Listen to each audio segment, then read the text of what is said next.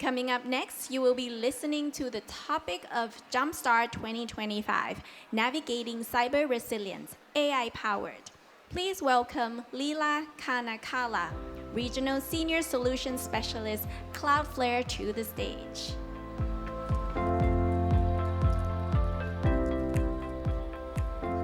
Morning, everyone. I'm really excited to be here and welcome you all to CyberSec Asia conference.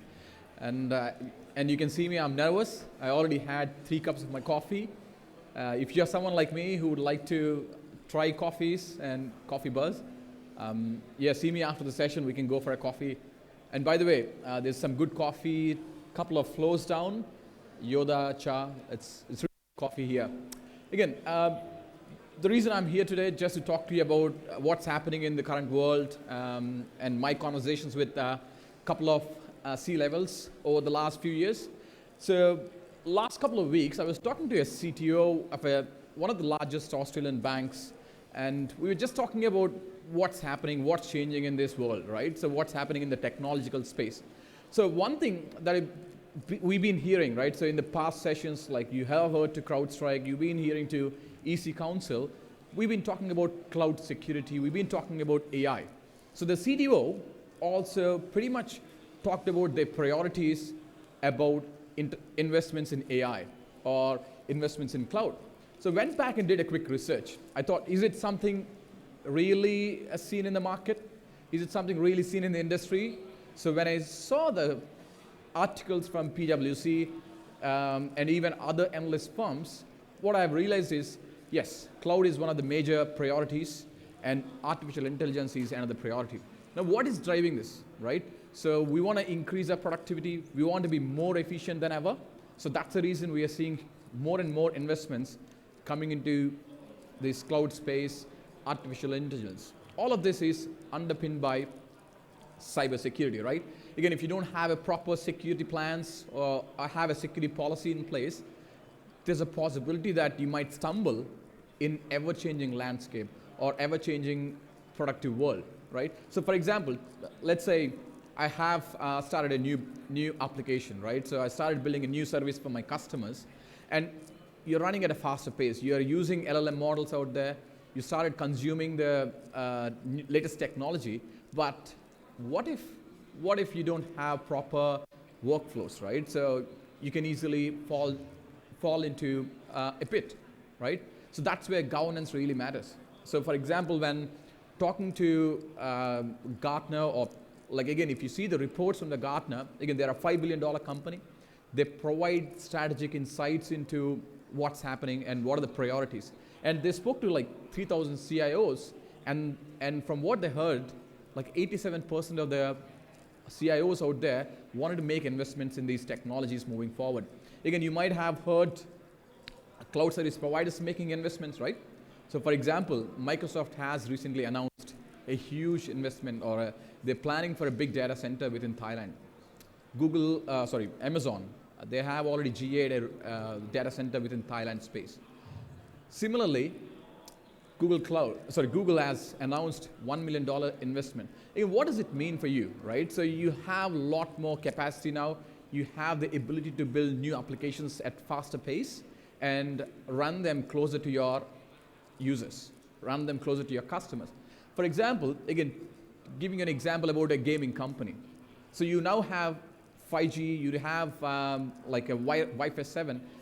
Are these all good? Like, are these serving the purpose if you don't have a service that can run your application and provide them at low latency or provide the performance you require, right? So let's say you have a gaming company based out of Thailand, but you keep the infrastructure, or you have the infrastructure located in somewhere within North America. Is it going to really help? Maybe not, right? So that's where you need to think about companies that can provide you capacity closer to the users and help you drive your innovation, help you thrive. So moving forward, this productivity concept is really good, but on the other side, you see there are threats, right? So there are risks and challenges. Again, PwC, when they did a quick survey asking companies, what are the main concerns, right? So in 2025, what they're going to predict is, or what they're predicting is, top threats or the top concerns for these organizations comes from cloud-based threats. So cloud is, again, you're adopting cloud nowadays to innovate, to be on the market, to be at a faster pace. Everyone is investing in cloud, right? Because if you go back to those old days, building a new solution is going to take months. Now with the cloud, you might be building it in weeks or even hours, right?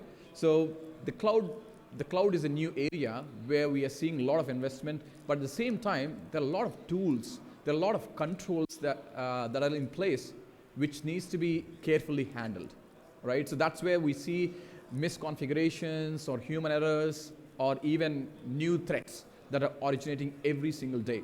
So 51% of the companies believe they're worried about cloud-based threats, followed by 45% of the companies think that the connected device could also be targeted.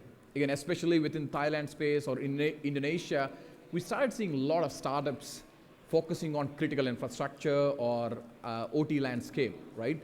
Now, when there are attacks on connected devices, they're potentially impacting the critical infrastructure of the country and then impacting the businesses. Now, let's take a deeper dive. What are these cloud risks? What are the risks we are seeing, or what Verizon has seen over the last year, 2024? So the top risks remain to be insecure APIs, vulnerabilities, again, DOS attacks. Is this something new? I mean, you might be thinking, I'm presenting, this is an information that we all know, right? But why is it important to know what's happening in the world? For example, taking about insecure APIs, you must have known there's a large telco within Australian space that's been compromised, or there is a data breach because of insecure API, right? And if you have seen data, 60% of the web traffic is now APIs, right? So it's a paramount for all the organizations out there to secure these APIs, identify any APIs that are not visible so far, like there are shadow APIs. There could be a developer creating an API for test purposes and leave it open, right? So that's what happened with the largest telco in Australia. So they've been compromised because of a test API that's been open and led to data exposure and vulnerabilities, right? So how many of you are struggling with these vulnerabilities? Can anyone relate? Like there are data breaches I have seen which are because of the vulnerabilities. There is no time to patch. There are new vulnerabilities left, right, and center. Every month, every week, we are seeing new vulnerabilities. Now, taking a deeper look, how this have happened, like the data breach, I was talking about data breaches, right? Again, Verizon, data breach investigation report for 2024, what they have seen is these are the top 3 action vectors, like the web applications, email, and carelessness. So talking about each one of them, so web applications, everyone nowadays have a website. That's how they reach to the community, reached out to their customers, and come to the world, right? Similarly, emails. So email is the #1 vector for delivering malware, or it's an easy way to get into your networks, right? So the way I send an email, it could be a less sophisticated one, or it could be a simple email which looks genuine, but it could be a sophisticated phishing attack, right? So you might have seen phishing attacks happening during the COVID time. Even I was tricked into clicking some links which are malicious. But again, being a cybersecurity professional, I can understand what's happening. But imagine you're an organization where there are people who might not be across cybersecurity, right? And carelessness. So human errors, right? So how many of you might be configuring tools, right? So configuring your security solutions. So misconfigurations are one of the common things. And why does it happen? So when we have so much technology, why do misconfigurations still happen? The reason is lots of security tools out there, and then there could be a new CIO coming into the business, and he might be familiar with certain technology and brings a new tool for you, and then you need to start working on those tools, right? And which creates multiple point products, which keeps the security best practices away and lead to carelessness. Or again, in this new world, when there's a lot of technology, should we still be talking about carelessness, that means there's something wrong there, right? So there is technology enabling businesses. At the same time, there are processes. Again, if you look at an organization, there are three things. One is humans, right? And then there is systems and processes, and then you have the technology, right? So we need to keep a fine balance between these three. So if one of them is weak, like for example, I'm building a new solution, right? So the technology is great, but at the same time, when I'm embracing this new technology like AI or maybe other cloud platforms, so your processes should be so granular, should be so detailed that you won't be creating mistakes. You won't be leaving any chance for misconfiguration. Again, if you have a proper change control policy, again, going back to that attack which I talked, right? So the telco that's been compromised. If you have a proper change control, you have a proper system, processes outlined, you have a less chance of having those human errors or misconfigurations, right? And then zooming in into APAC area specifically, so we have, this is what we are seeing, right? So the top pattern still remains to be web application attacks leading to system intrusions, misconfigurations. At the same time, like the breaches start with emails, email being the number one vector, right? So it's easy to trick people and then cause the next level of attacks. Now, how can organizations protect themselves? For example, if you're a new startup or you could be a large enterprise, think about having a security policy. Now, I have seen larger enterprise with 5,000 to 10,000 employees, but they don't have a proper security policy in place. Now, why do we need to talk about security policies, right? So they help you understand or streamline your workflows. So let's say you're building a new solution or building a new product. So these workflows can help you streamline or mitigate any trips or traps.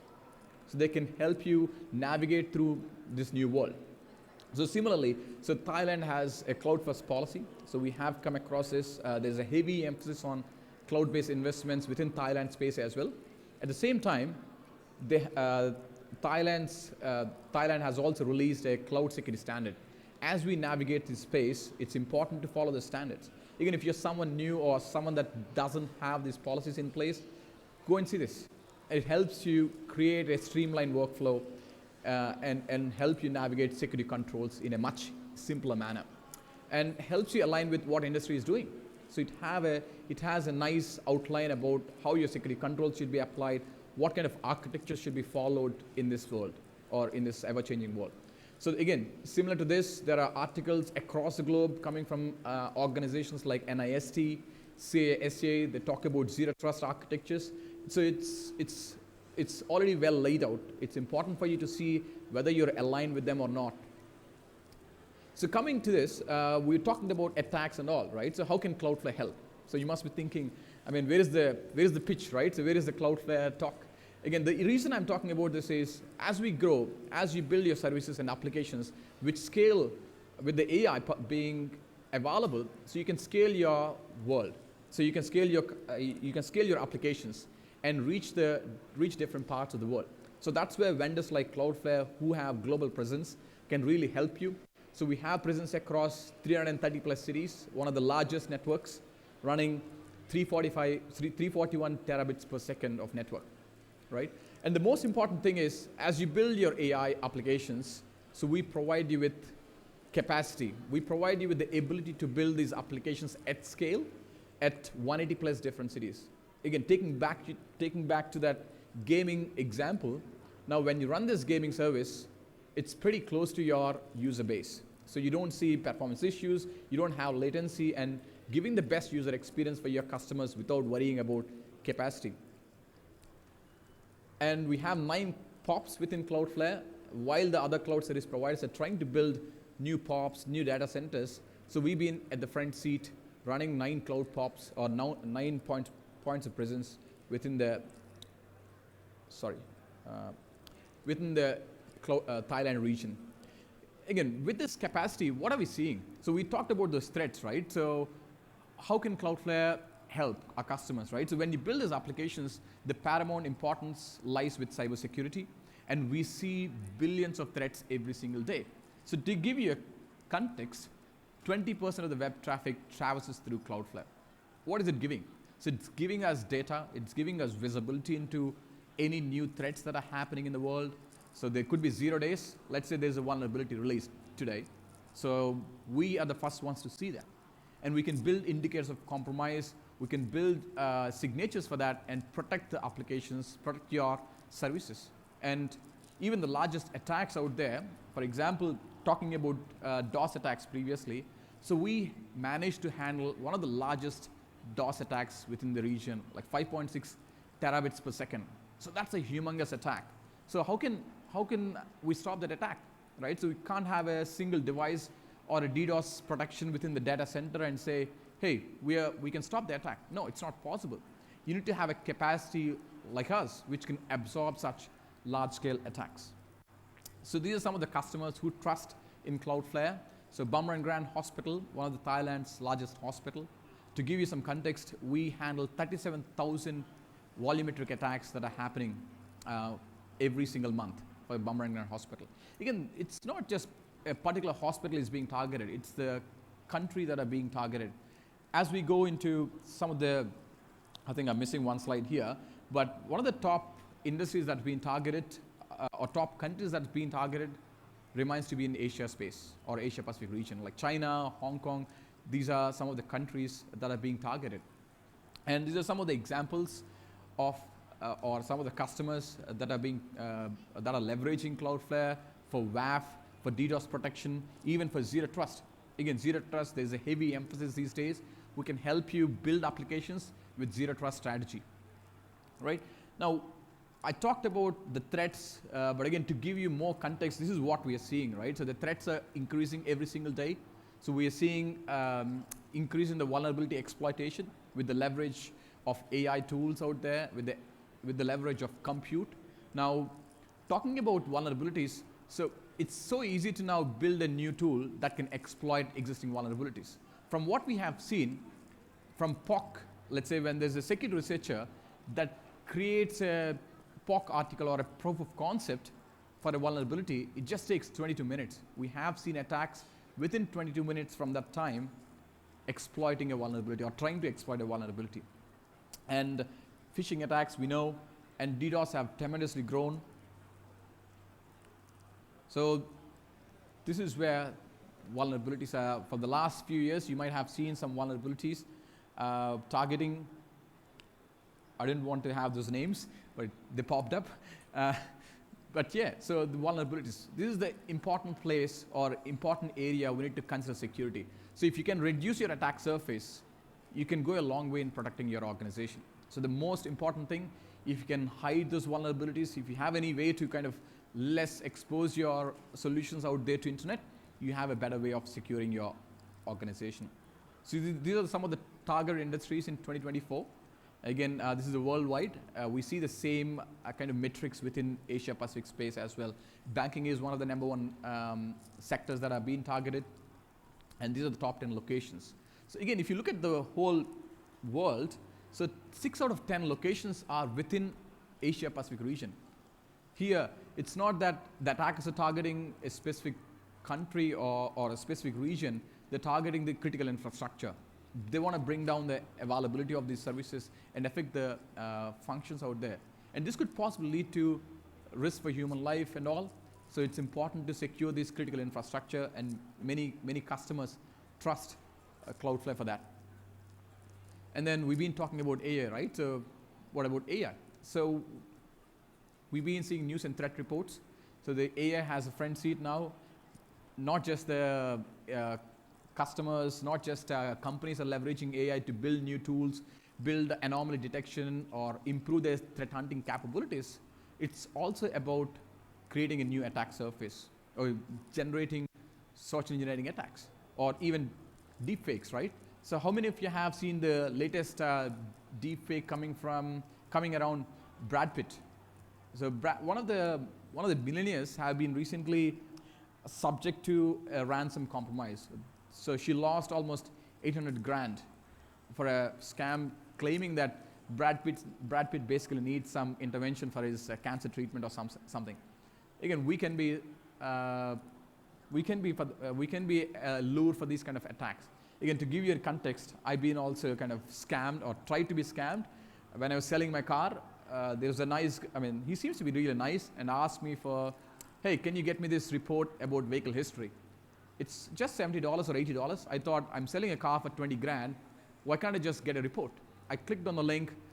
At the verge of paying, I'd realized that, hey, this is a scam. This is not a legitimate site, but I might be losing money there, right? And LLMs. You must be leveraging LLMs. Some of the companies, again, I was talking to some of the C-levels this morning, and they mentioned that they're building applications, they're using LLM models coming from open sources. But the LLMs are also no exception to the vulnerabilities.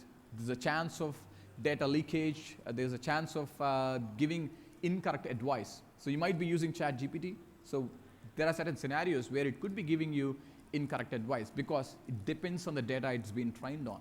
So there are certain vulnerabilities. Again, it's discussed deeply on OWASP top 10 LLMs. And you can go to the article, which I'll link below, which talks about security controls that can be placed. Again, especially when you're going through this new change, it's important to have security emphasis since inception. So how can Cloudflare help? So as we talked about, we have a WAF solution, we have a DDoS. Everyone does have it, right? So what's the difference Cloudflare is making? So that we provide a unified platform. So the goal is to provide security, which is really simple. Now, if there is someone who is new to Cloudflare, again, I'm pretty new to Cloudflare. When I started learning this solution, whether it's WAF or DDoS or Zero Trust, it's pretty easy for me because the way the platform is designed, it's intended to be friendly for everyone that is consuming it. It's a business intent. All that you need is whatever your business has requirements, gather them. You have a business intent that can be simply applied into Cloudflare solution. You want to build an email security solution, you can define the interesting flows and tell what kind of security methods or what kind of security controls you want to apply. So that's how simple it is. And all of it is a single console. So when other vendors out there building point products, trying to integrate them, so since inception, since 2010, when we started building a unified platform, a single console to manage your email security, DDoS protection, WAF, and everything. So as we grow, so we are investing more into AI, so you can build your LLM models onto Cloudflare and accelerate your business, transform your business, and reach more customers. So as you scale, we are here to help you. As we continue to grow, the Cloudflare is there to guide you and support you. So that's pretty much it. I'll give you a few minutes back in your time. Thank you for joining me today. My name is Leela. I work as a regional solutions architect at Cloudflare. And if you have any questions, come and see me at the booth. Or, as I said, happy to have a coffee with anyone. I'm a coffee buff. Thank you for your time. Thank you all. Thank you so much, Leela, for sharing the insights with us today. Once again, please scan the QR code on the screen for your feedback. Your feedback is incredibly valuable to us. สำหรับในเซสชันของคุณลีลานะคะจาก Cloudflare นะคะคุณลีลาเนี่ยได้เริ่มต้นเล่าให้ฟังนะคะถึงความเสี่ยงต่างๆค่ะที่เกิดขึ้นนะคะใน Cloud นะคะที่มีผลกระทบต่ออุตสาหกรรมแบบ traditional นะคะรวมถึงธุรกิจใหม่ๆอย่างเช่นใน LLM ด้วยนะคะซึ่งคุณลีลาค่ะได้เน้นย้ำนะคะให้บริษัทมีนโยบายนะคะจัดการด้านความปลอดภัยทางไซเบอร์นะคะอย่างรัดกุมนะคะแล้วก็มีเทคโนโลยีที่ทันสมัยในการช่วยจัดการไซเบอร์เทรทที่เกิดขึ้นในปัจจุบันค่ะรวมถึงการโจมตีปัจจุบันนะคะเรียกได้ว่ามีการattack นะคะหรือโจมตีที่มีความซับซ้อนยิ่งขึ้นค่ะทั้งในเรื่องของแอปพลิเคชันและเน็ตเวิร์กนะคะและ threat actor นะคะก็เริ่มใช้ AI มากขึ้นในการโจมตีนะคะเพิ่มความเสี่ยงให้กับองค์กรและบริษัทต่างๆค่ะนอกจากนี้นะคะ Cloudflare นะคะยังแชร์ให้ฟังนะคะว่าโซลูชันของ Cloudflare เนี่ยสามารถช่วยให้องค์กรค่ะปรับตัวแล้วก็เติบโตสร้างความยืดหยุ่นได้นะคะภายในปีนี้แล้วก็อนาคตค่ะโดยเน้นย้ำนะคะว่าการรักษาความปลอดภัยเนี่ยในโลกไซเบอร์ค่ะจะต้องครอบคลุมทุกมิตินะคะไม่ว่าจะเป็นแอปพลิเคชันนะคะเครือข่ายนะคะโครงสร้างพื้นฐานรวมถึง AI ไปด้วยค่ะเพื่อให้เกิดความปลอดภัยที่ครอบคลุมทุกที่นั่นเอง